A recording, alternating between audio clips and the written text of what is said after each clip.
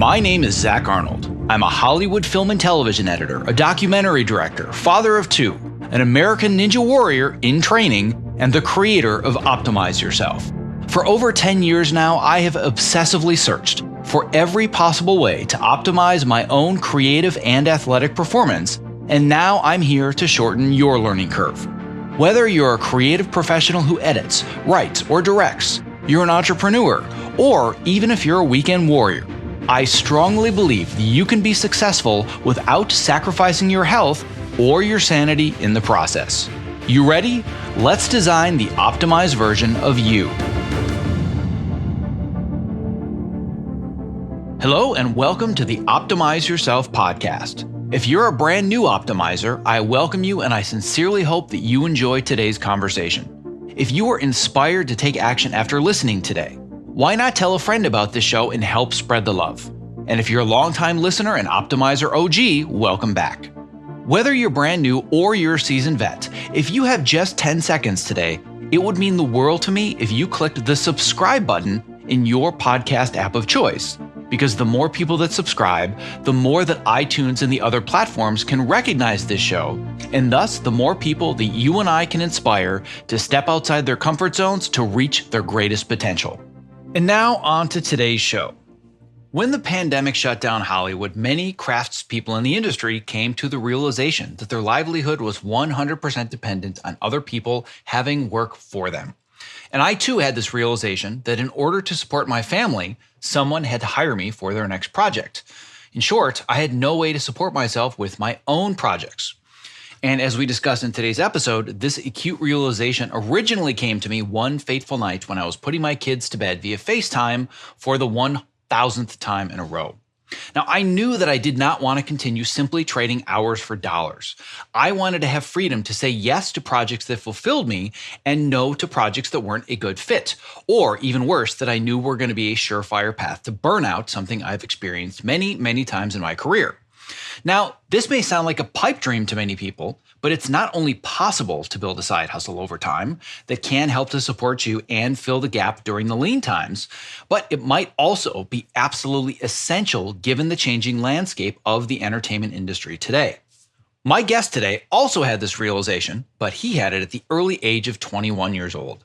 Alex Ferrari, the founder of Indie Film Hustle, is an author, a blogger, a speaker, a serial entrepreneur, a consultant, and he's also the host of the #1 filmmaking podcast on iTunes, the Indie Film Hustle podcast. And he's also an award-winning writer-director with 25 years of experience in the film industry. He has been quote-unquote side hustling since he was 12, and he today is going to be sharing his decades of experience to help you gain financial freedom while pursuing your filmmaking dreams. Now listen, I used to think that I was productive, but after chatting with Alex and seeing everything that he has accomplished over his career, I've realized there is a whole lot more that can be squeezed out of the 24 hours that we all have available to us every single day. Told through his amazingly animated storytelling style, which I know you are going to fall in love with, this episode is wildly entertaining while simultaneously delivering sage advice from one of the great online business entrepreneurs in the film industry today. If today's interview inspires you to step up your networking game so you can continue to build relationships with people that you admire who can open the right doors to the next stage in your career, I am excited to share with you my new, improved, and vastly expanded Insider's Guide to Writing Amazing Outreach Emails. In this extensive guide, I will help you completely transform your outreach email game so you can build a networking strategy and reach out to the right people so you can seek much needed advice, connect with a potential mentor, set up meetings and shadowing opportunities, and even get referred for your next gig. In this upgraded version, I have also included a step-by-step template that breaks down every single piece of your outreach email from subject line all the way to the final salutation. And I also provide a video tutorial with a before and after email teardown, so you understand what a great outreach email should and should not include.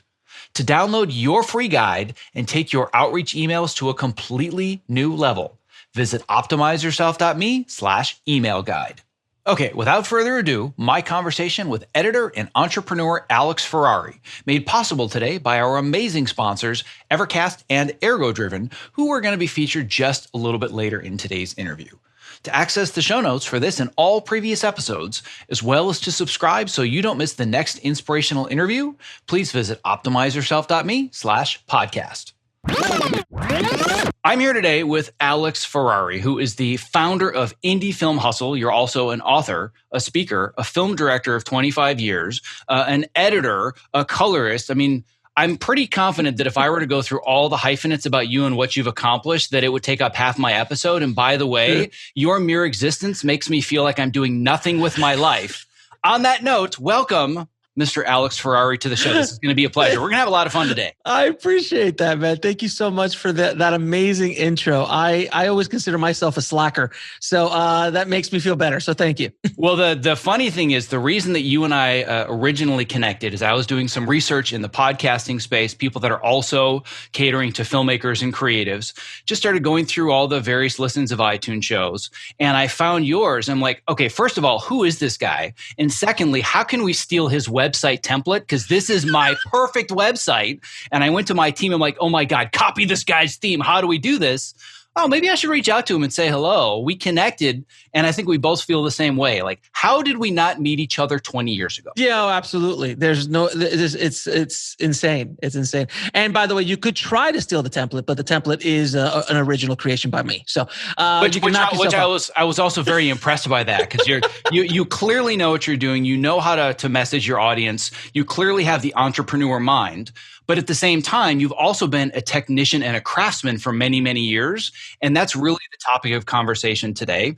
Since the beginning of the pandemic, many, many months ago, so many people have come to me with the realization, oh my God, my entire livelihood, all of my income is dependent on other people having work for me. I have no control over having income. I have no control over my own projects, and I'm terrified.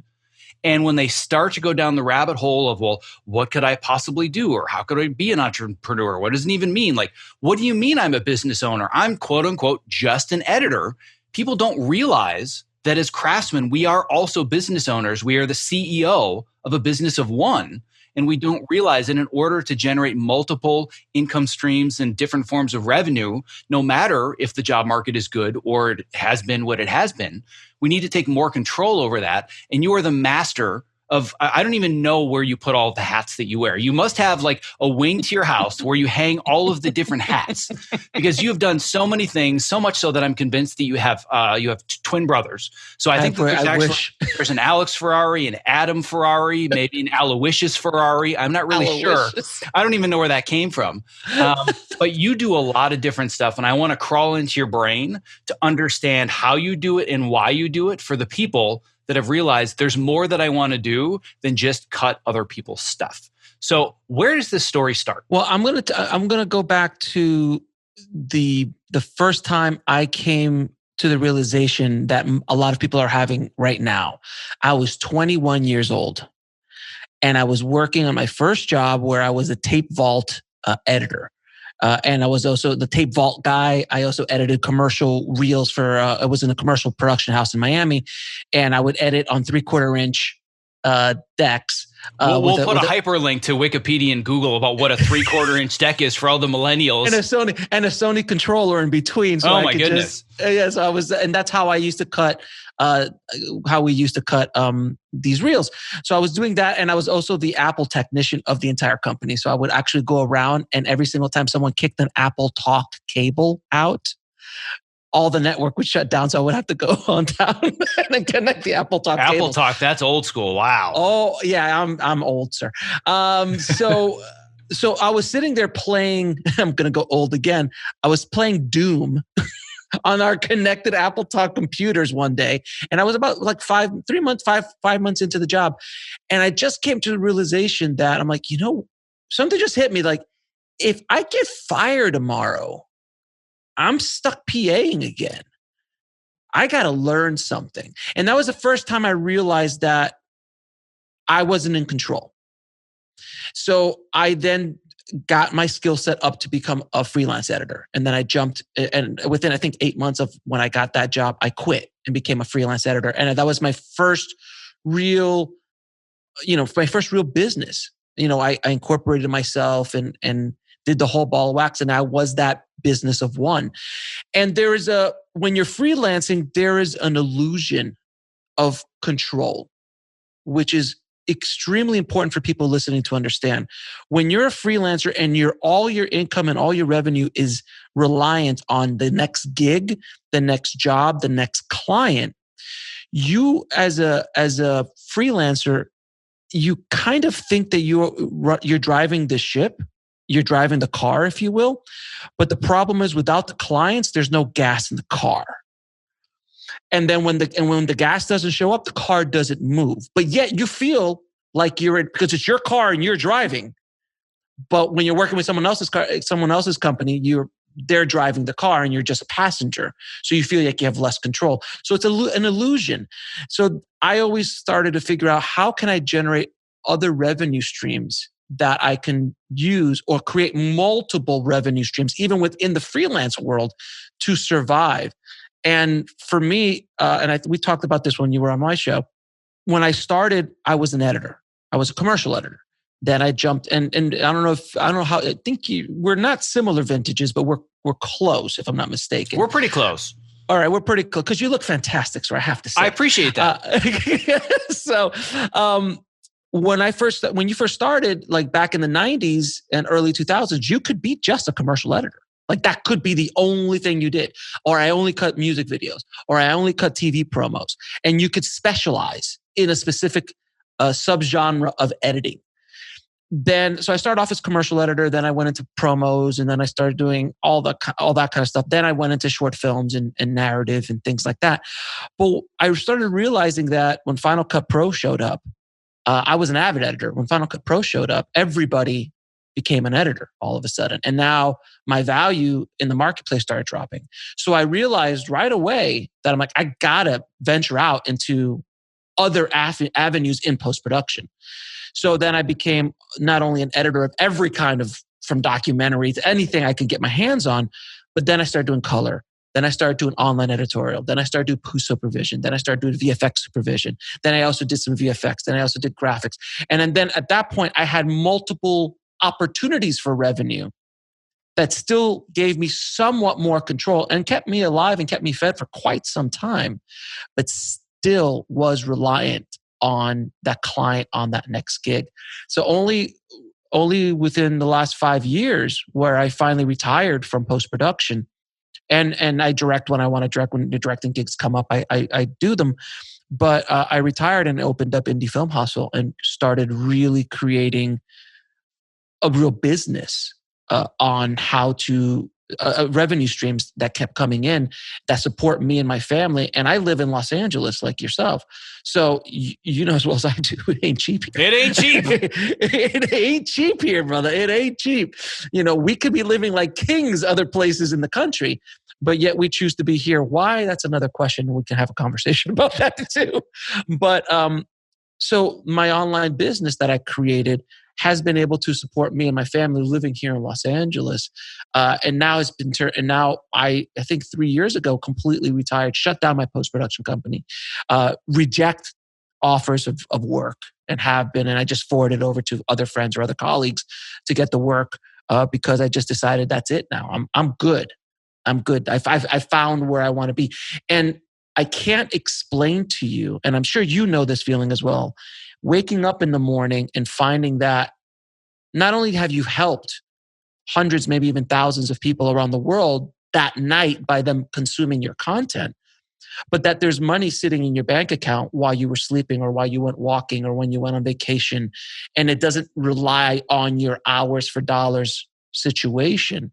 It is game-changing. It is a game-changing concept. And it's so hard for freelancers to kind of grasp that, like, it can't happen to me. It can happen to you. It's just about work and putting all that kind of stuff together. But I've heard the same thing that you have. A lot of my colleagues who are directors, like DGA directors and, guys who have really plush jobs, when the pandemic hit, it went zero quick. And that's something you can't prepare for once in a 100-year pandemic, but it happened. And now they're just like, oh God. So that's why there's so many podcasts now popping up. That's why there's so many new online courses that I've been seeing, all these master classes by guys. And a lot of these people are trying to do that, but they don't understand the basics. They don't understand the foundations of how to actually launch a business as opposed to launching either a product or one service. You've got to build an entire situation. And that's how I've been able to do it. But it's a scary time, but I think it's a very exciting time because there's a lot of potential for people. Yeah. And I think that one of the things that people miss, and we can go into the nuances of all this later, but I want to at least kind of touch upon this. So many people doing the podcast, so many people trying the online courses, not understanding the fundamentals. And to me, the fundamental thing that I love about what I do now so much, there's two fundamental things. And I'm sure you can relate to both of these. One of which, like you said, you get to passively provide value to so many people. And we have a business model where of all the free value we put out into the world, if 99% of those people say, I'm good, I'm just going to take all your free stuff, and just 1% decide, you know what, I like this guy, I want to go a little bit deeper down the rabbit hole and really invest my time in my education, the 1% supports our business, which then allows us to grow and provide more value to the other 99%. That's the first thing that I love. The other thing that I love about it even more that I think applies to people that maybe aren't at the point yet where they're going to make this plunge is that it gives me the freedom to confidently say no to things that I don't want to do. And that to me is so paramount. As you said, now you can just be, nope, sorry, not available, not interested.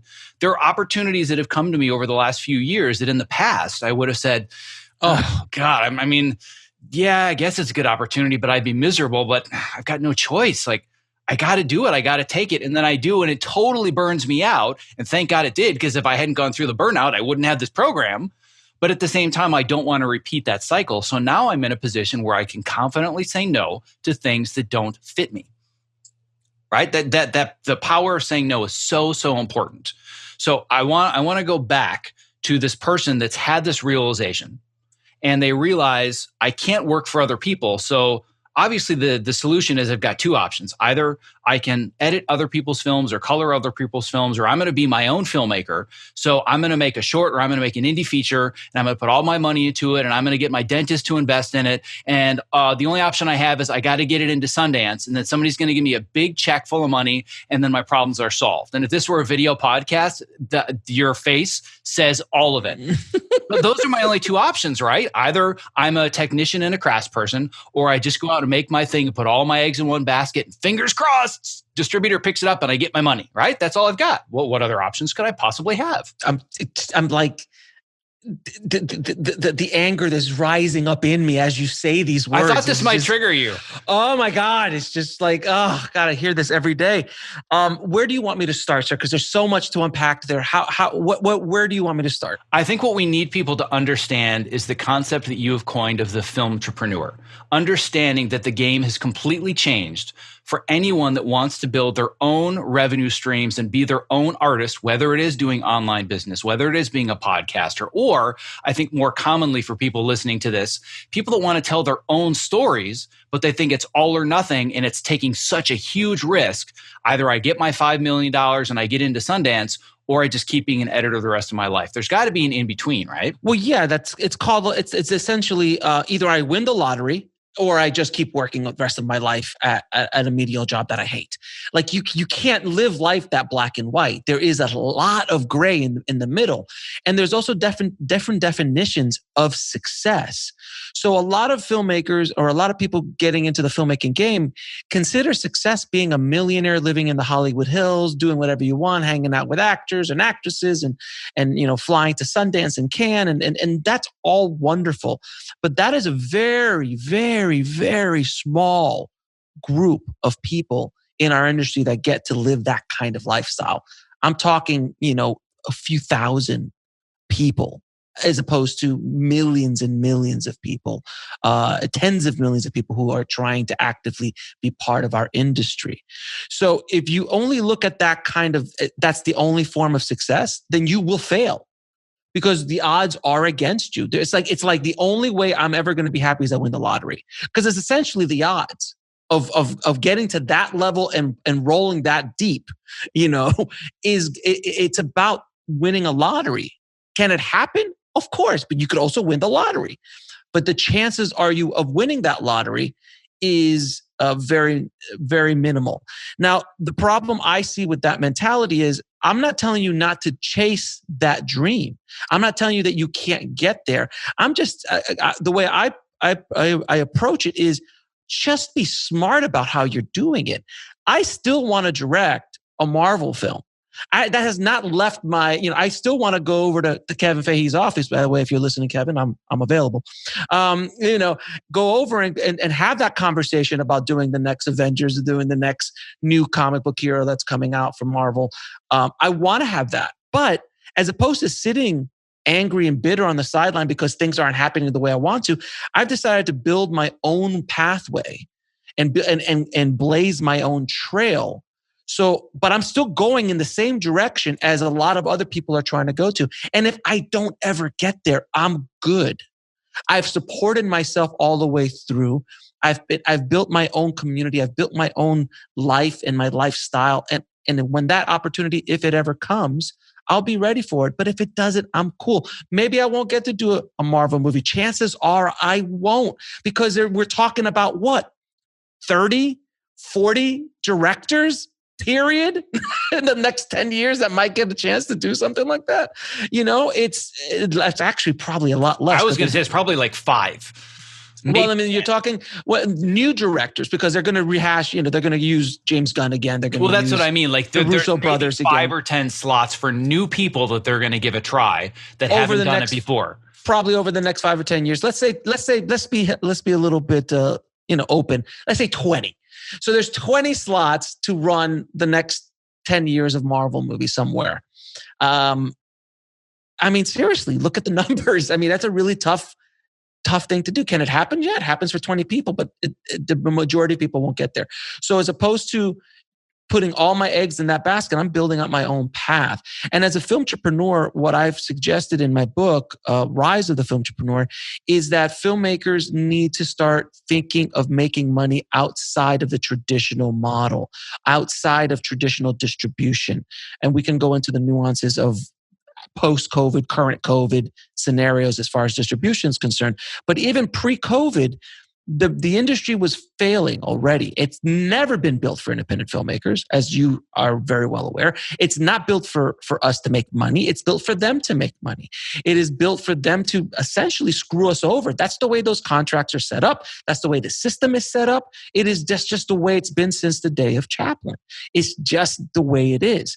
So understanding those rules, you're like, well, wait a minute. Let me see what I can do to start generating revenue outside of just the exploitation of films. And that's where you start creating product lines, services that are all dedicated to a specific niche. And that's what all filmmakers, I think, moving forward need to understand the niche, need to understand the person they're making their content for, the audience that they're trying to reach. Because if they're going to do a broad spectrum action or broad spectrum comedy, unless you've got major stars involved, and that's still not even a guarantee anymore, you're going to fail.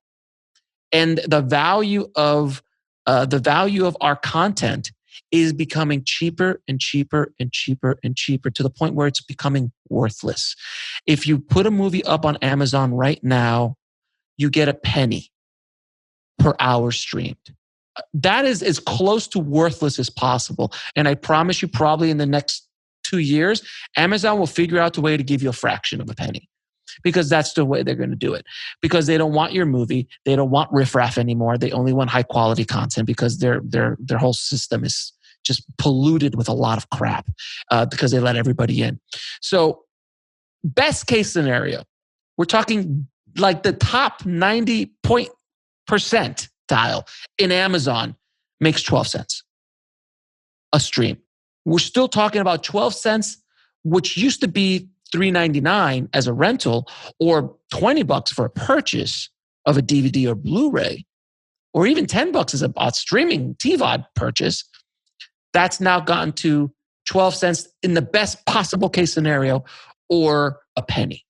So the value is not there anymore. The value to our content is not there anymore. So filmmakers who are making $300,000, $400,000, $500,000 films, man, they've got to execute not only the movie perfectly, but everything else afterwards perfectly to have a even close to fighting chance of breaking even. I was literally at AFM, the American Film Market last year, where I sat with a filmmaker who made a movie for $200,000 and it had a $35,000 MG, which is a minimum guarantee from a distributor. And they were so excited they got the MG. And I turned to them like, what did you give them? They're like, oh, we gave them worldwide rights. I'm like, oh, so you have no other way of making money? Yeah, but it's only for like 3 years. And then after that, we get the rights back. I'm like, uh-huh. So you invested $200,000 and your ROI is $35,000 and you're excited about that. What other business in the world does that make sense? It doesn't. So without thinking about the business side of filmmaking, you won't make it. And I hope that the method that I laid out in the Filmtrepreneur kind of helps you along that path. The way that I look at it, if you think about the amount of time required to make that $200,000 film, it's more cost effective to just take $165,000, flush it down the toilet, and that only took you 5 minutes as opposed to 2 years. So why bother? Right? You might as well use that time and create other value and generate other forms of revenue because you just gave up the $165,000. So let me see if I can find better ways to spend my time. One thing that I hear from filmmakers all the time, because I've had pushback on the Filmtrepreneur method from filmmakers. I'm sure you have. Because filmmakers don't want to hear this. They don't want to hear this reality. Some filmmakers, and I've had heated conversations about this, some filmmakers are they're so entrenched in their mentality of the old model that it's kind of like almost a political conversation where like no matter what I show you, no matter if there's video proof, that's fake. Like they can't break out of their mentality of their beliefs, because if you do that, then it breaks their ego, it breaks their whole belief system. And they like, wait a minute, if I've been going down the wrong path for the last 10 years, if I believe what Alex is telling me, that means I've made a mistake for the last 10 years. It's very difficult for a human being to accept that. But that is the reality, whether you want to take it or not. They like, I don't want to build a business around my film. I just want to make movies. I'm like, hey, dude, I just want to go on stage with Bon Jovi and rock to 100,000 people. I'm not even a musician, but I think that would be cool. I would love to do that. But you know what? That's just not the way the world works. It takes a lot of time and effort to get up on that stage. Decades of work to get to that place where you're able to do that. So just because you want something doesn't mean that you're going to get it. That's just barely the starting point in this business. But that is something that filmmakers need to kind of break out of that old mentality, because if they don't, they won't survive in the current and new business, the new marketplace that's coming. For all of my newer listeners and younger listeners, I'll make sure to also link in the show notes to Bon Jovi. If you're like, wait, what? What is he talking about? Just, back in my day, I wanted to be on the stage. I wanted to be on the stage with Taylor Swift. How about that? There you go. Or Lady Gaga. Or Lady Gaga. There you go. Okay, good. I want to do a duet. I want to do a duet with Lady Gaga, a la Bradley Cooper. Okay, there you go. Love it. Okay, so I just want to make sure that I'm speaking to the entire audience here. So before getting into the many nuances of how to generate revenue, because there are a lot of different ways to do this, I think the first area to dive into a little bit deeper, which I know is part of what you do, is there's going to be the psychological barrier. There's this fear. Like you said, the fear is, well, either I'm going to make a living as an editor or a colorist or a writer, whatever it is, or I have to jump all in and I've got to go the old school route of borrowing money and making this thing and hoping that I get some of it back. But I'm too afraid to do that because I don't see any way to generate revenue. And there are so many psychological barriers to just cutting the cord and saying, I'm not just a technician, I'm now an entrepreneur. I actually have a podcast with Ramit Sethi, who I know is somebody that we both know well in the online business space. We talk about the psychology for like 90 minutes, all the deeper fears and limiting beliefs. So if people want to dive super deep into that, I've got a much deeper resource. But before talking about the tactics, let's talk about the psychology of what it means to go from I'm not just a craftsman, but I'm now an entrepreneur. When people come to you that are newer filmmakers that are still making this transition, and I'm sure you have plenty of them, what are some of the pieces of advice that you give, and what are some of their fears about saying, I'm going to try the film entrepreneur method? The big thing we have to understand as far as our fear is concerned, and look, it took me 20 years to make my first feature film where I easily had the capability of doing it a decade earlier. You have to understand what you're dealing with. So the biggest revelation for me is that, and I need everyone prepare themselves for this, but this is a truth that's going to hurt. Your mind does not care about your dreams. Your brain does not care about your dreams. It does not. The only thing your mind is built to do is to keep you, it's just to keep you alive. That is what it's designed to do. So instead of worrying about the tiger around the corner, which is what we are generally afraid of, we like stability. We like things that are comfortable. We like things that are known. That's why so many people, what most human beings are afraid of the unknown, because the unknown is that tiger around the corner that could eat you. And that's what we generally are afraid of. So anytime something new is brought into your path to go down, especially if it's something deep-seated like your career, your passion, your love, that fear is going to be magnified even that much more. So you're going to be afraid to move forward at all. It took me, again, 20 years before I could break through the fear of making my first film. And we can go into details of, I've psychoanalyzed myself and why it took me so long to do so. But now that you understand that, you can kind of bring it out from the subconscious. Because by the way, the subconscious is what's driving you. That's what drives everything about you. And there's only about 10%, I think. It's like 10% or like 5% of what we do on a daily basis is conscious. And everything else is basically subconscious. There's someone driving the engine. You don't think about brushing your teeth. You don't think about going to the bathroom. You don't think about driving your car to work. That's all kind of programmed movements that, how many times have you guys been driving and you're like, how did I get here? Because your mind was completely somewhere else. Someone else was driving the car. That is your subconscious. So when it comes to our dreams, the subconscious is also driving our reactions, what we accept, what we don't accept, if it's new, if it's not new. So you have to be extremely self-aware when something new is presented. And I'm throwing new ideas all the time. And trust me, I still deal with the fears. I'm like, I don't know. I don't want to get on camera. I don't like being on camera. Like it took me forever to get in front of it. It took me like 2 years. I was like, I just want to hide behind this mic as a podcaster. I don't want to put myself out there as a YouTuber. But it took me a while before I became comfortable with myself on screen. But that took forever. It took me forever to start an email list. Because it's like, I don't know. I don't want to deal with it. It's all the same subconscious fears. So that fear is your worst enemy in many, many ways. It could be your best friend too. But most of the time, it is there to protect you. So if you're aware of that, then you can move forward. So if you have resistance of a new idea, you have to ask yourself, why am I resisting this? Is it because it's the unknown? Is it because it's new? Is it because I'm risking failure? Is it because I'm risking humiliation? All of those things. That is something that these are questions you need to ask yourself when you're trying to attempt something new or a new idea is presented to you. As you get older, you go one of two ways. You either go really entrenched into what you believe, and then you are completely shut out, and generally means that you don't grow. You just don't grow.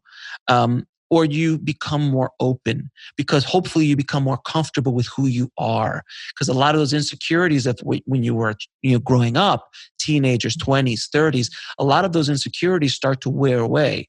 Where before you were completely terrified about doing things. Now you're just more comfortable. Like as you get older, generally speaking, you give less of a crap about what other people think. That's just age. How many times have you seen that 80-year-old going out to pick up his newspaper? Sorry, again, Google what a newspaper is. Or go out to pick up his Amazon box in his underwear, with his gut hanging out and, without his shirt on. And he doesn't care. He doesn't care at all about what you think. And that's what happens, hopefully, in a good way, not in that way, but in a good way where you start giving you start becoming much more comfortable with who you are. And that will hopefully open up more doors and more possibilities for you. Yeah. And that's something that I see in my coaching and mentorship program all the time, where people don't realize the fears that are really driving them to make the choices that they do. And it might not be so much about becoming an entrepreneur, at least with the craftspeople that I work with, but it's always the same conversation. I've been doing this one thing for so long. I don't like doing it anymore, but I don't know how to go anywhere else. Right. So the question they ask is, can you help me workshop my resume? Okay. And in my mind, I'm thinking, that's not the question to ask. Well, let's go down this rabbit hole. Sure. I'll workshop your resume. It's like clockwork. Give me 10 minutes and 5 questions, and it always ends with the same thing. Oh my God, I have no idea what I want to do with my life. And I have no idea. Wait, hold on. I'm afraid. There's always some fear, but they think that it's about the font in their resume or these bullet points need to change. Fear. It's always right? fear. It's always fear. And what I have found, especially if we're talking about this idea of maybe I want to pursue my entrepreneurial dreams, or I just want to make my calling card short film, or I want to start a course or a podcast. What I found is that, again, going back to this concept of all or nothing, either it's all in on editing or coloring or whatever my craft is, or I'm going to be a filmmaker. Well, that's a giant leap. There's this middle ground in between where you can do both, and you can gradually and slowly shift, which is what the film entrepreneur is all about. For example, with my journey, as we talked about on your show as well, I had the realization at 35. You had it at 21. You have got a huge head start. For me, it was at 35, where I was working on season 1 of Empire, and I realized this is it. Like, whatever they have to offer me is what I take, because I've only been paid as an editor my entire adult life. So now what? And that just scared the crap out of me. And I was at a great place in my career, but I realized how reliant I was on others. But it wasn't, I'm just going to, hang up my hat. I'm not editing anymore. Now I'm an entrepreneur. You slowly balance it so you can ease your way into it. But with the old model, you can't, because you're not generating any revenue whatsoever. But with the newer models, you can slowly pick and choose, and you can eliminate a lot of that fear by doing it in tiny, small, bite-sized chunks. So you get the sense of, I can generate a little bit of money doing this and a little bit more. And for me, I've made the transition where now Cobra Kai is my side hustle. I do that, for fun on the side, but that's the reality. What I do for now as a podcaster and a coach and an educator, that is what I do for a living, so to speak. But I still love editing, and I love Cobra Kai because it's badass. So that's my side hustle that I fit in, but it's taken years of making that transition one small bite at a time. And with the film entrepreneur method and the tactics and strategies, you can do it in much smaller bites. So let's start to break this down so I can alleviate some of those fears and generate some revenue. Not that it changes my life, but I get the sense that, you know what? I can make this happen if I build a plan. My sincerest apologies for the interruption in the middle of this interview, but if you are a content creator or you work in the entertainment industry, not only is the following promo not an interruption, but listening has the potential to change your life, because collaborating with Evercast is that powerful.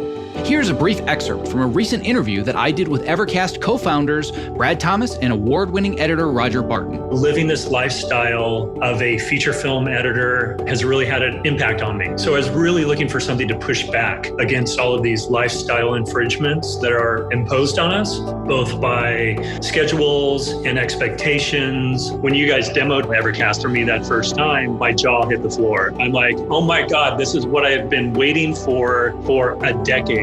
I also had the same reaction when I first saw Evercast. 2 words came to mind: game changer. Our goal, honestly, is to become the Zoom for creatives, whatever it is you're streaming, whether it's editorial, visual effects, Pro Tools for music composition, live shot cameras. It's consistent audio and video, lip sync, always stays in sync. Whether you're in a live session where you're getting that feedback immediately, or you can't get it immediately, so you record the session and you can share those clips with people on the production team where there's no room for any confusion. It's like, this is exactly what the director wants. This is exactly what the producer wants. What matters most to me is it makes the entire process more efficient, which then translates to us as creatives who spend way too much time in front of computers. We get to shut it down and we get to go spend time with our friends and family. The biggest complaint, and I'm sure you guys have heard this many, many times, this looks amazing, I just can't afford it. Tesla had to release the Model S before they released the Model 3. So by the end of the year, we are going to be releasing a sub $200 version a month of Evercast for the freelancer and indie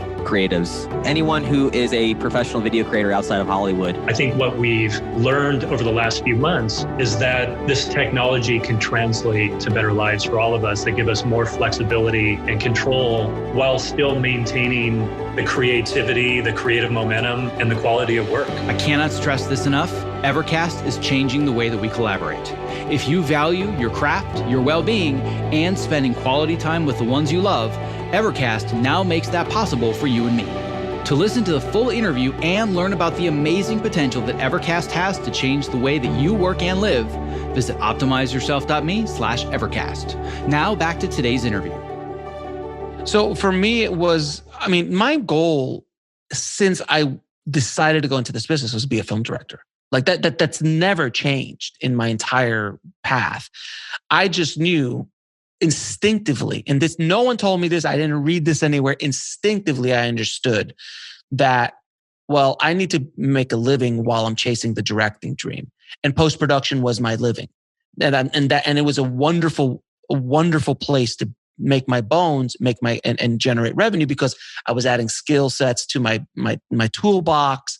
And then when I became a director, I now could bring post and bid myself out as a director with post and all of these things that I was able to do. But there's something called a side hustle. You like you just said, you don't have to go all in. Like, I'm not saying, hey, quit your job and start a business tomorrow. That's stupid. If you've got a revenue stream right now and it's something you're not happy with, start working on the other stuff. And I hear this all the time. Oh, but Alex, I don't have time. That is BS. If I've got time to do everything that I do, I promise you've got time to do what you need to do. There's an hour here. Wake up an hour earlier. Go to bed an hour later. There's always a time. Don't watch the next episode of whatever show you're watching, and take that hour and put it towards, something that's going to help you gain more freedom. At the end of this entire conversation, our goal is freedom. It's freedom. It's freedom. Whatever that definition is to you, it's freedom. Money allows you to have freedom. If you have a lot of revenue coming in, you are free to do other things. You are free to go to Cobra Kai, which, by the way, congratulations on season 4. I can't wait to see the next seasons, by the way. I can't wait for everybody to see season 3. It's killing me right now. So I could only imagine, like, who can I talk to? I could only talk to other people. I can't even tell my son what happens. It's killing me. I know, right? It's insane. So I've been the king of side hustles since I was 12. So my first entrepreneurial experience was garage sales. So I just figured out, like, hey, garage sales is a good side hustle, man. And I was at 12 years old making $100 a weekend selling crap, my old toys, my old stuff. And when I ran out of merch, then I would go to my family. I'm like, hey, do you got stuff you want to get rid of? And I was a junk collector, and I would put it out there and people would buy it. And I was the only dude in school rolling around, 100 deep all the time. I was in a good neighborhood, thank God. But I was always able to buy my garbage pail kids. Again, another Wikipedia link. Oh yeah, man. Well, I'm going to have a whole laundry list of these references. So, baseball cards, comic books, all those things. I was able to buy those things. And then also do arbitrage with them as well. I would buy them cheap, sell them more expensive, and so on. I was already doing all this, and it was really, truly instinctual. There was no education about it. I only had my grandfather as an example, and he didn't do any of the stuff I did. But he was a businessman as well, had businesses and things like that. But a lot of this stuff I just started figuring out myself. So even as an editor, I always had the side hustle of making a little bit of money here, doing something there, like that. I used to sell, again, get more Wikipedia links. Before I moved to LA, I don't know if I've told you this story, the Hollywood video story. No. Okay, so when I moved to LA, I knew 2 people here. I literally was showing up with a Final Cut system, rented an apartment with 2 rooms. One room was for my wife and I, who was my girlfriend at the time. And the other room was going to be my edit suite. And I was just going to open up shop and go, guys, I'm here, ready to edit. And that was the plan. But mind you, I'd already had about 15 years of experience. I had a resume. I had, a website. I had, IMDb, credits and things like that. So I wasn't starting from scratch, but I was starting from scratch in LA. Luckily, I moved here 3 months before the recession hit. And also I had a job when I landed. So I was already editing features and other, I worked all that whole year of 08 and 09 comfortably. I just did not stop working. So I was very blessed. But how I got there, this is the way my mind thinks. We're traveling. We have some money saved up. We didn't, my wife and I were, younger, and we didn't have a whole lot of money in the bank account to move over to LA. It was kind of nuts what we did, honestly, to be truthful. But I decided to go. I decided to see that Hollywood Video, which used to be Blockbuster's big rival, they started all going out of business. And people you saw those going out of business signs, and people would go in and buy DVDs. And so I had already done a couple of these little smaller side hustles, meaning I would walk in, maybe buy 100 DVDs and sell them on Amazon. So the very first one I did was probably a year earlier. And I bought 100 bad titles, like things you never heard of. I'm like, it cost me like $100. I made about $900 off that. So then my wife looked at me, she's like, oh, wait a minute, there's something here. So then we'd start doing, this is a side hustle. So then we started doing a whole bunch of these. Here, there, we'd travel to other places. But there was always my Hollywood Video on the corner that had not gone out of business yet, the one that literally was around the corner for me. 3 weeks before I moved, the going out of business sign goes up. And I'm like, babe, I think this is the sign. So I walk in and I say, can I please speak to the manager? And he's like, what can I do for you? I'm like, I need everybody out of the store. And they go, what do you mean? He goes, because I am buying your entire store. And he's like, really? I'm like, yes. Do you accept Discover? And they said, yes, we do. And I bought their entire inventory of about 10,000 DVDs and video games for about $12,000. And it was super gamble, but I knew, because I have already done my side hustle. So I told my wife, look, even if we show up to LA and neither you or I get a job for 6 months, these DVDs and Blu-rays are going to, and video games are going to pay our bills while we figure it out. And we generated, I think, about $40,000 off that deal. It took us about a year of slowly just selling it all out. And this is at a moment where you could sell DVDs. It was at the moment in time where DVDs were still being bought. And that was the hustle. And I actually was so deep into the hustle that I actually went too deep into it, because one Christmas, I have to tell this story. This is so great. I'm so proud of this. I figured out that GameStop was selling this video game, some hunting video game, for like $15. But on Amazon, it was selling for $45, the lowest price. So what I did is, normal people would just buy a bunch of the $12 ones, right? And it was new games, not used, new games.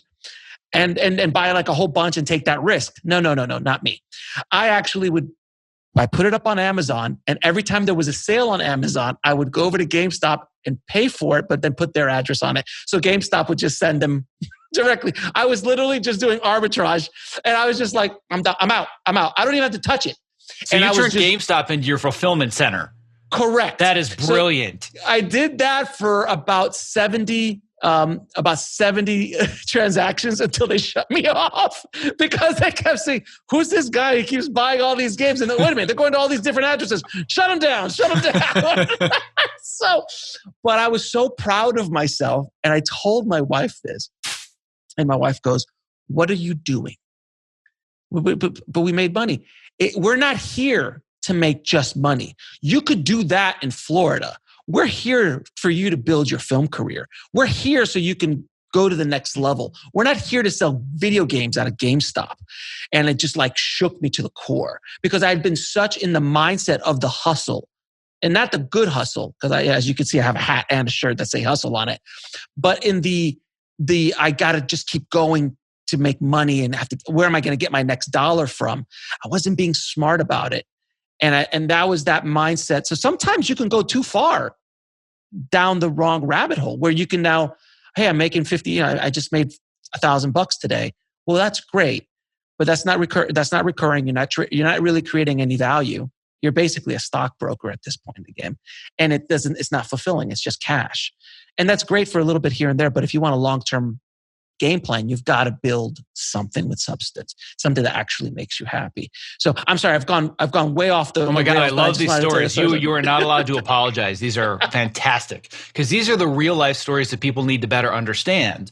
And yeah, this is crazy. And I don't think anybody is going to listen to this and say, let me see if there are any video stores. Let me see if I can buy their, trust me, you're not going to make any money anymore. Not anymore with video stores, but you could still do the arbitrage thing at GameStop. You definitely could. But the moral of the story is not go out and do this. The moral of the story is that you found a way to just get started, to just generate some revenue. It's basically you're building the plane while you're flying it. You're not saying everything's got to be perfect. I've got all the $20 million in the bank. The investment is there. My salary is paid. Now I can be a filmmaker. Like, I'm so tired of that all or nothing mentality. No, you can't. And for me, and I want to dive more into the specific strategies for revenue creation and understanding how a film or your project could not only be a calling card, but also be a business at the same time. But I want to tell one quick story that I know that will resonate with you, specifically resonate with anybody listening, because you're also transitioning into helping people build online businesses, not just for filmmakers, but in general, how to build your own enterprise. And like I said, I was way behind the curve compared to you. I didn't make this realization until 35. The most transformational moment for me was when the first person paid me $97. I got the first email that said, someone has just paid $97 for your Move Yourself online course. And I was like, oh my God, this changes the game. $97, it's nothing. Could barely pay my gas bill, but just emotionally, the shift that I made in my mind was, I can now do this and I'm no longer beholden to other people's projects. And that was the one thread that when I pulled it has led to where I am now.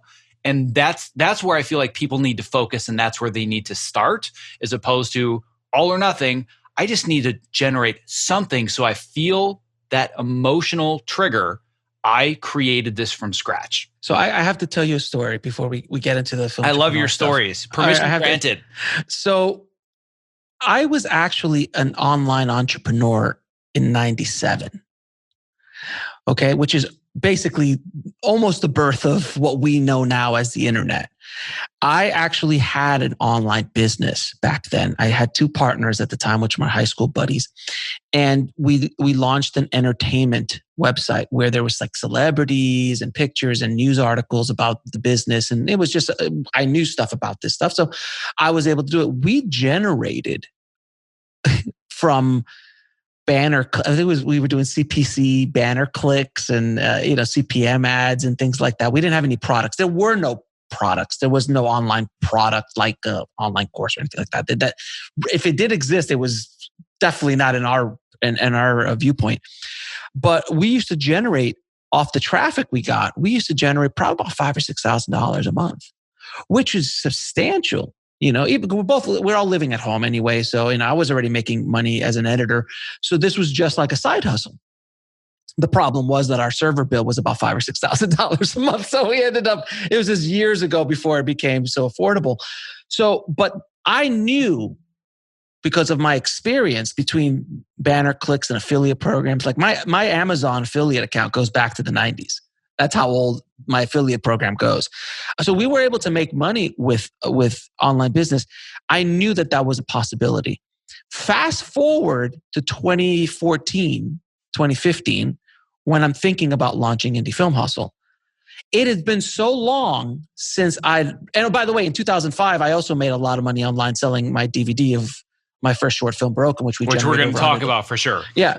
So which we made a lot of money there too. So in 2005, I was making money online, not only from my film, but also from affiliates and other things like that. Fast forward to 2015, I'm like, I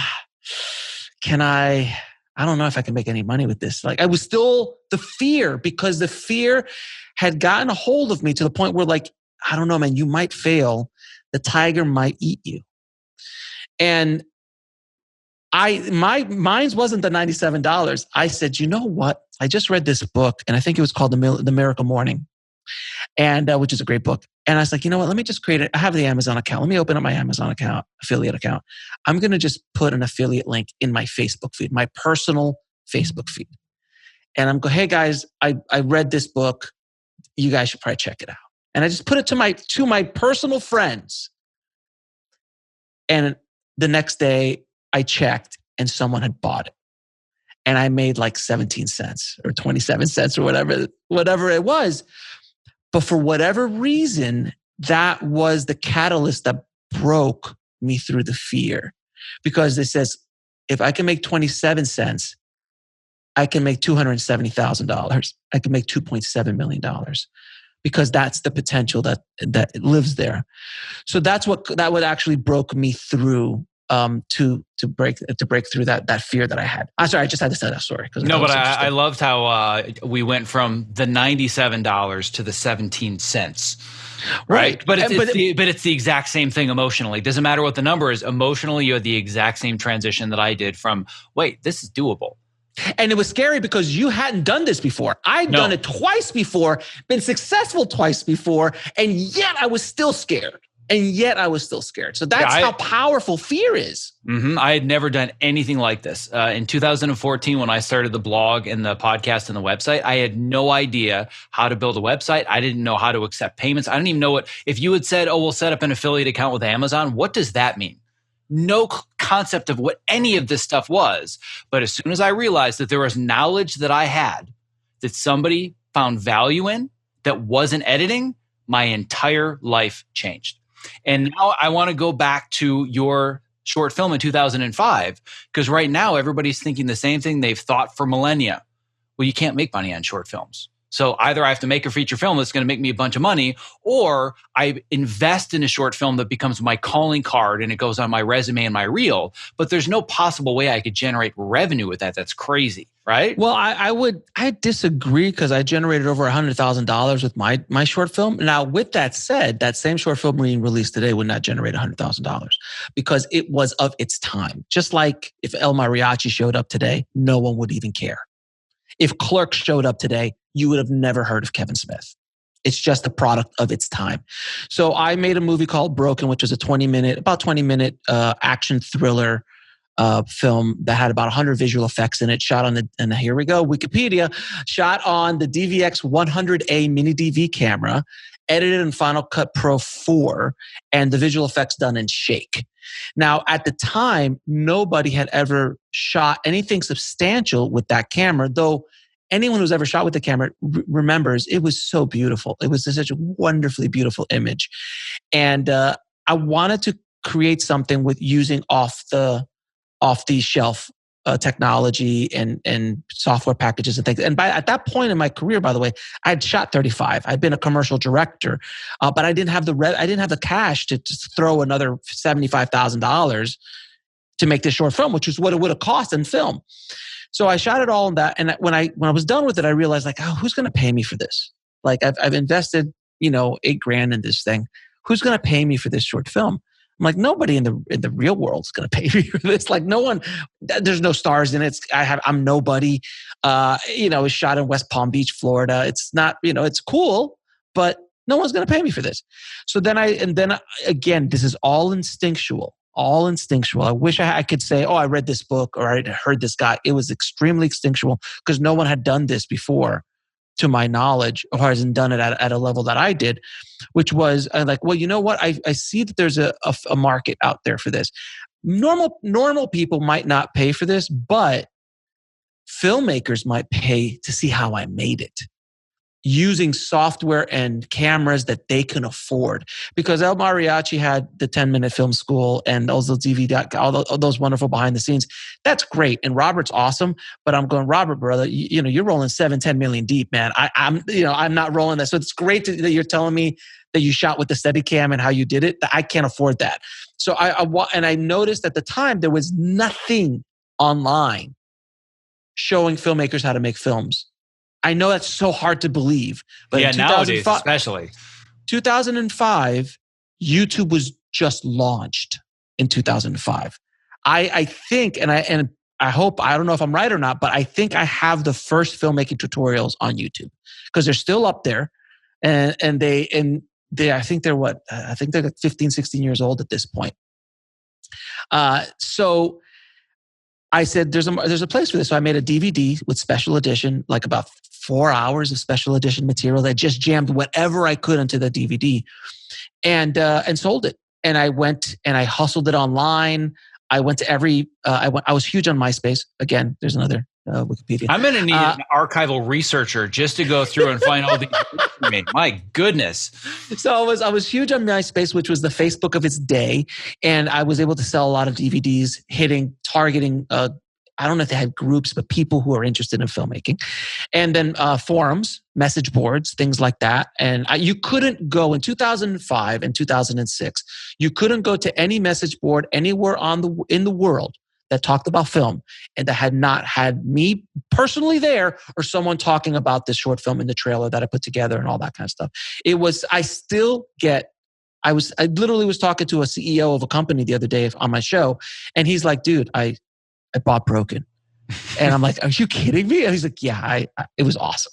And it was like, I'm a fan and all this stuff. I'm like, oh my God, that little $8,000, talk about ROI that I'm still making, not only money from that kind of, people connections and things like that, but I still make money selling it. Not the DVD, but I've incorporated it into online courses and things like that. So I still generate some money off of that every month. It's pretty remarkable. Now, if you were going to do a short film today and try to make money, the key is a niche. If you can focus on a niche audience, the more specific, the better. I have a filmmaker that I know that made an epilepsy short film about the real realities of dealing with epilepsy. Beautifully done. And he's using the filmtrepreneur method. He called me up. He's like, hey, I'd love to, can I talk to you? All this stuff. Sure. He's using the filmtrepreneur method and he's building out like revenue streams to not only help himself, but help the epilepsy community, which is amazing. But that, if you take the niche concept, which is epilepsy, and just made it a standard, film, it doesn't go anywhere. But because of that niche, there's other filmmakers I know who do that have delved into the autistic community. They're very passionate about a good representation of people with autism, funny representations or just honest representations. It's a lacking market, meaning that there's not a lot of content for that market. So I use in my book, The Vegan Chef. And instead of making a romantic comedy, you make a vegan chef romantic comedy where a vegan chef meets a barbecue pit champion and all hell breaks loose. I'm still waiting for someone to make it. I still believe that people are afraid that I'm going to sue them.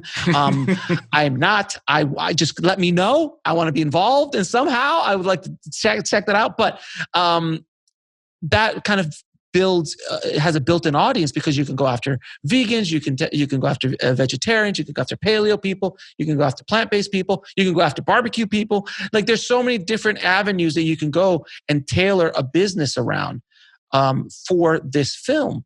And then off of that, you can then build online courses about how to do vegan cooking. I mean, if you're interested in a vegan cooking romantic comedy, there might be a chance, maybe, that 1% that you talked about might want to pay $97 to have a vegan chef teach you how to make vegan cuisine.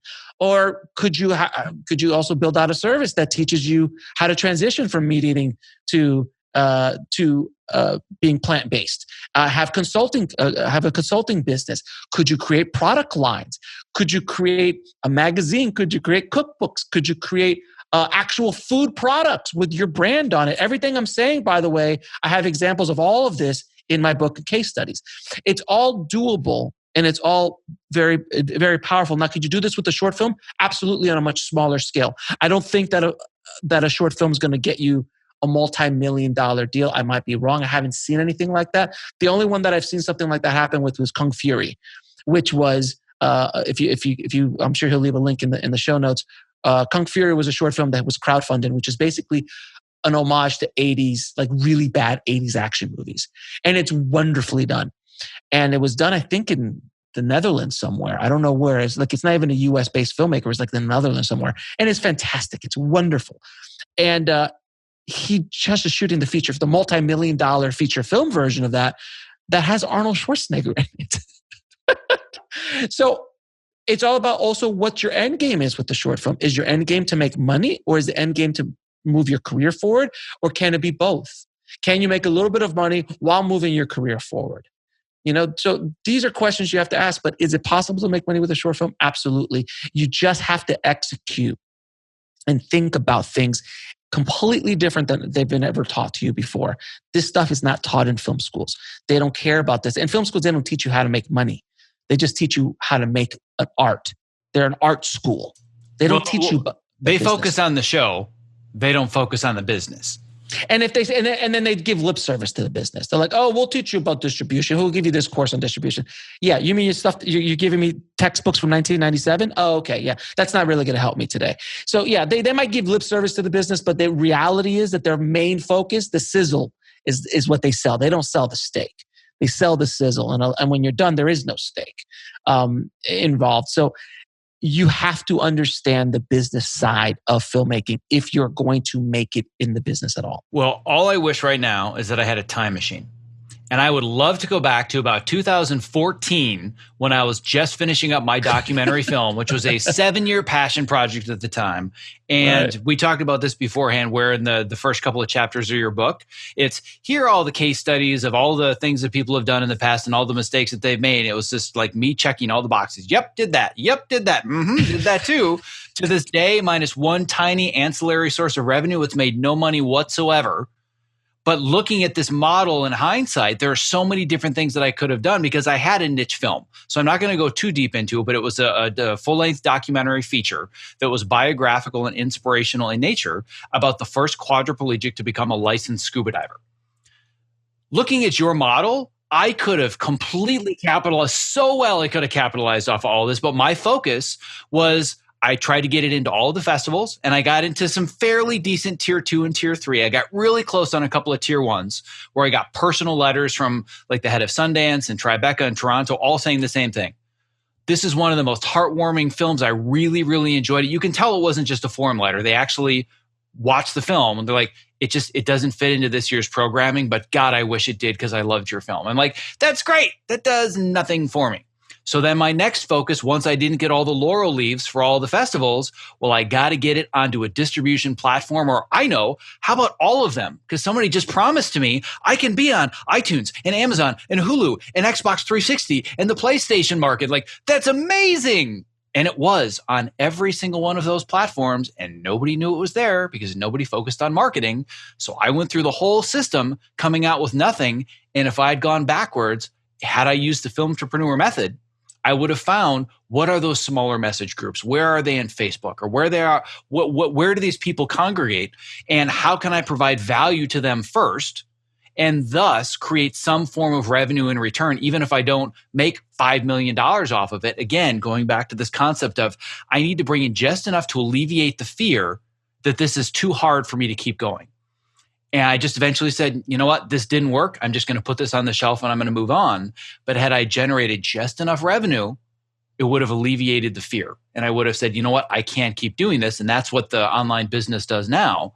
But I think that's really the key for somebody is if they want to make this transition, it needs to be just enough that I can alleviate the fear and realize this will work if I continue to hustle and put in the effort. Oh, absolutely. And I know filmmakers who are doing 5 or 6 documentaries a year, like really kind of just spitting them out because they know that, and they have like maybe 20 films under their belt. But if each one of them is generating $1,000 a month, even in a traditional standpoint, well, that's a good amount of money every month. It's not about getting rich. It's about like, what's my overhead? What do I need to make to do this full time? That's the question you have to ask. Not about like, how am I going to make $1 million? That's not the question you need to ask. The question is, how am I going to make the $56,000 a year that I'm making now as an editor in Kansas? Like how do I do that? And if I can make $50,000 a year doing online business or doing movies or being a creator, or doing other things, well then, man, that's the dream. And then you could build off of that, and you could build a business, and you could do more with that. But that's where I think so many filmmakers fail, because they only are looking at the biggest possible, I'm going to make $1 million a year, I'm going to like live rich. No, man, like what is the bare minimum you need for this movie to make, or for these projects or this business to make, so you don't have to do anything else? And that's the key.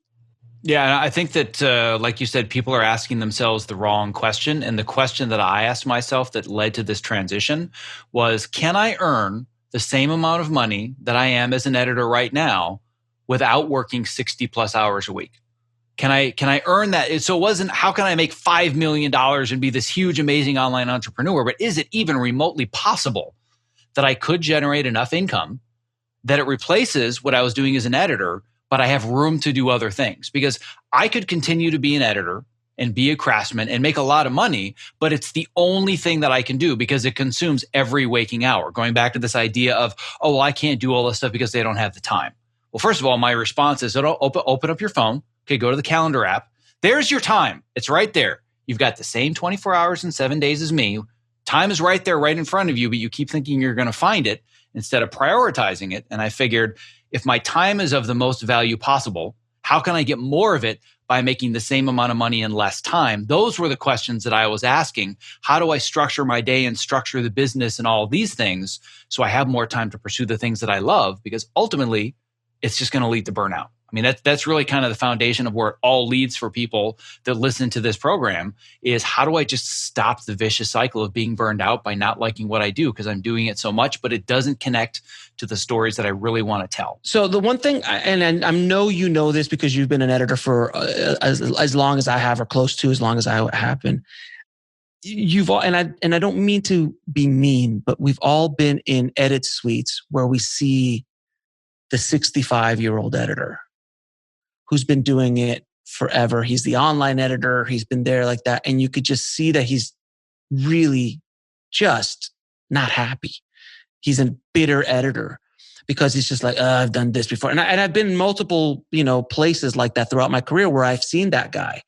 And generally, and I know this is a big topic with you, he's out of shape, he's not healthy, all that kind of stuff. He's the stereotypical editor. You have to ask yourself the question, in 20 years, do you want to keep doing this? Because if the answer is no, then you better figure some stuff out, period. Because I can see myself doing this in 20 years or a version of this in 20 years. I love doing this. It can morph, it can transform, but being of service, building a business online, growing multiple businesses online in every which way, I won't be exactly doing what I'm doing right now. But could I, could I be doing what Tony Robbins is doing, but not as a self-help guru, but you know what I'm talking about? Yes. Could I see myself as an editor editing other people's work that I don't like 20 years from now? I barely was able to do it 2 years ago. I was just like, oh God, I just can't. I can't anymore. I can't deal with this stupidity. That's the question you need to ask yourself. And if the answer is no, I'm gonna steal this from Steve Jobs. It's like, if you look in the mirror and you wake up in the morning and it's like, if you're not happy with what you're doing, then it's time for a change.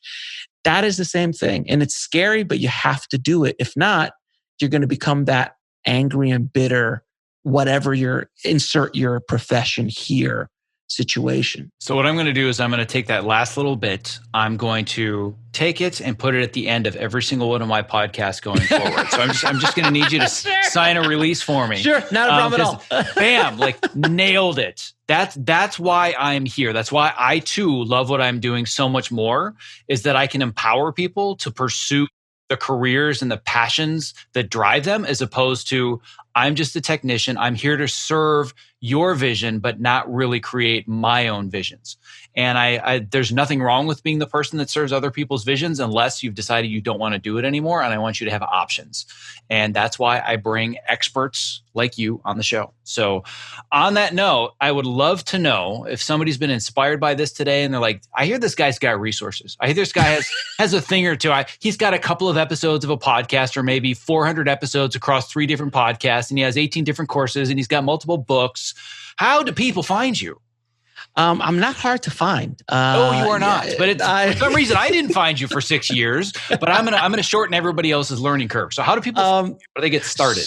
So if I'll list only a handful of the things that I've got. The main hub is Indie Film Hustle. So if you go to indiefilmhustle.com, that'll take you to the majority of my filmmaking resources, whether that be courses, podcasts, blog posts, a lot of free, like 99% of the stuff I do is free. Then if you're into screenwriting, I have the Bulletproof Screenwriting podcast, as well as a website, bulletproofscreenwriting.tv. If you want to go deeper down the rabbit hole of being a film entrepreneur, I have filmentrepreneur.com. Or I think it's I think Film Business. I think filmbusiness.com takes you there as well. I got one of those little quick hacks. And then if you want to go deeper into more of my courses, I have ifhacademy.com, which is my premium courses platform, which has a lot of high-end courses, takes a little bit higher end stuff that I do. And then if you want to just kind of dip your toe in, I have the world's first filmmaking and screenwriting streaming service, which is like Netflix for filmmakers. And that's at indiefilmhustle.tv or ifhtv.com. And of course, my books. I have Shooting for the Mob, which we didn't even talk about. Shooting for the Mob, how I almost made a $20 million movie for the Mafia, and then toured Hollywood. So there's that book, and then Rise of the Film Entrepreneur, and my new books as well. And you can find those on Amazon, audiobooks, Audible, all that kind of stuff. Those are the big main things that I can think of. I'm sure there's 1,000 other things in there as well, but those are the main things. And of course, alexferrari.com if you just want to reach out to me. I do consulting, coaching, other things like that in the distribution space and in the online space as well. So that's it? No, there's more. I'm just trying to. That's all you have, really? No, I'm just trying to be kind to you and your listeners, so I don't just list everything. I'm ridiculous, sir. I'm ridiculous. Yeah, I'm right there with you. I didn't want to have to say it, but I'm glad that you said it. Like I said, I feel really good about what I've been able to accomplish, and then I found you, and now I just like, really, this is all I've been able to do in the last several years. Like, who is this guy? This is just not even fair. But on that note, dear God, I have so much fun doing this. Like we're gonna have to do more of this because I love the chats we've had together so far. I know that you're gonna have some good stuff coming out next year. I think we're gonna have you back on the show to talk about that. Yeah. But this has been a good time. So I really appreciate you taking whatever time you have found on your calendar amidst all of the other ventures to chat with me today. It means a lot to me. So thank you. Oh no, thank you, man. I appreciate you coming on. I feel like we're kindred spirits to say the least in what we do, and it's not easy to find other people in our space who actually understand it and get it. Most of the people who are doing what we do don't get it. And they don't understand the business side of things. You know, that's what a lot of podcasters and things like that. So I'm really glad that we were able to find each other, man. So thank you, and thank you for doing the good work you're doing with your audience. Before closing up today's show, I would love to ask for just a couple additional minutes of your time and attention to introduce you to one of my new favorite products created by my good friend Kit Perkins, who you may recognize as creator of the Topomat.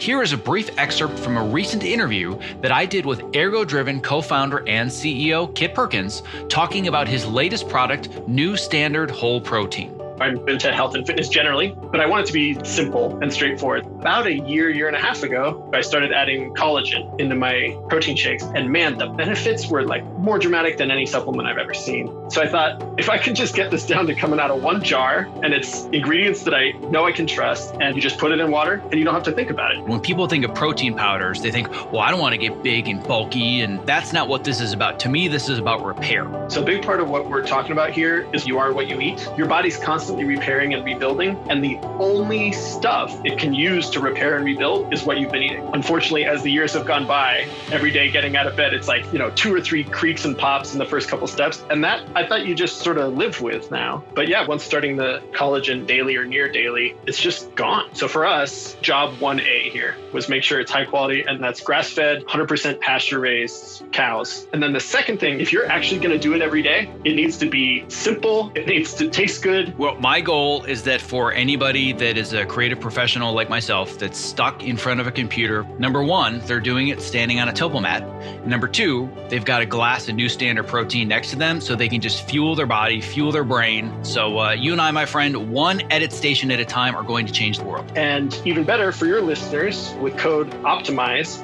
on either a one-time purchase or that first subscribe and save order, 50% off. So if you do that subscribe and save, that's 20% off and 50% off with code OPTIMIZE. That's a fantastic deal. If you're looking for a simple and affordable way to stay energetic, focused, and alleviate the chronic aches and pains that come from living at your computer, I recommend New Standard Whole Protein because it's sourced from high-quality ingredients that I trust, and it tastes great.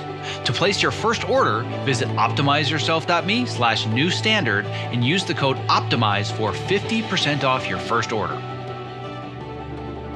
Thank you for listening to this episode of the Optimize Yourself podcast. To access the show notes for this and all previous episodes, as well as to subscribe so you don't miss future interviews just like this one, please visit optimizeyourself.me/podcast. And don't forget that if you are inspired to take your networking game to a whole new level, but your outreach email game is just a bit weak, you get 100% free access to my new, improved, and upgraded Insider's Guide to Writing Amazing Outreach Emails, which is available for free to download at optimizeyourself.me/email guide. And lastly, a special thanks to our sponsors, Evercast and ErgoDriven, for making today's interview possible. To learn more about how to collaborate remotely without missing a frame and get your real-time demo of Evercast in action, visit optimizeyourself.me/Evercast. And to learn more about ErgoDriven and their brand new product that I am super excited about, New Standard Whole Protein, visit optimizeyourself.me/newstandard. Thank you for listening. Stay safe, healthy, and sane, and be well.